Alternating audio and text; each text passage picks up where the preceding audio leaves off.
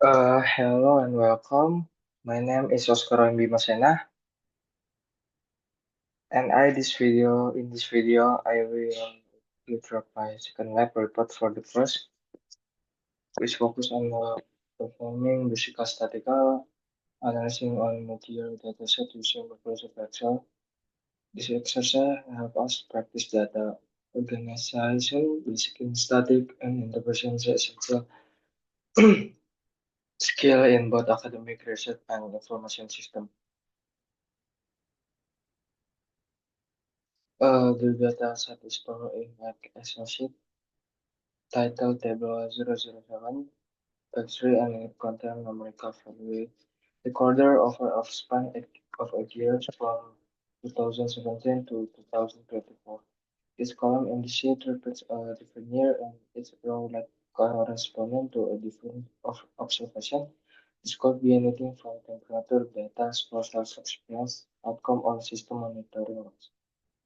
Depending on the project context, the reason we work with this kind of dataset is because analyzing longitudinal data or data collected over time allow us to detect pattern, trend, or anomalies that are not visible when looking at only snapshot in time. So this uh first I preparing to the data table. First I open Microsoft Excel and create a new worksheet. In the first row 1, I label each column with years from uh, year 2007 to 2024. This represents the timeline of my observation. Then starting from row 2, the more I manually entered the raw data follow. Now, basically, I entered the data from here data and I get data from file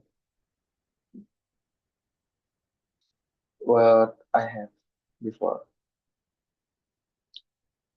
I continue this process for multiple rows depending on how many data entries I need for analysis. Two, adding statistical columns. Next, I created additional columns to the rest of the 2024 for statistical analysis.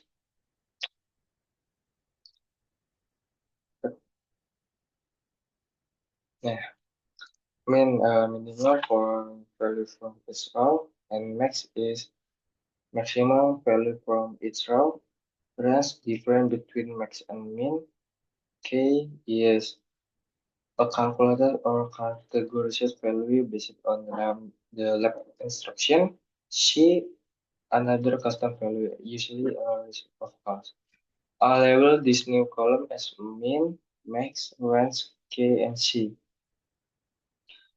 Next, entering formula. After labeling, I started inserting formula for min column is like this. This take to the minimum value from 2017 to 24.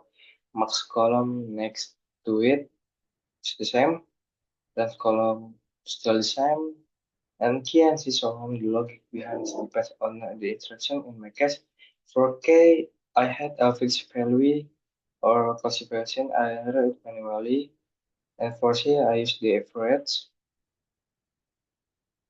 After entering this formula in row 2, I dragged the using the file handle bottom right corner of the cell to apply the formula to all the rows of data.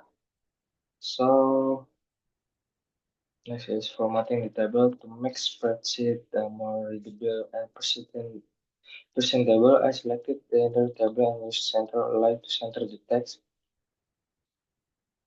here.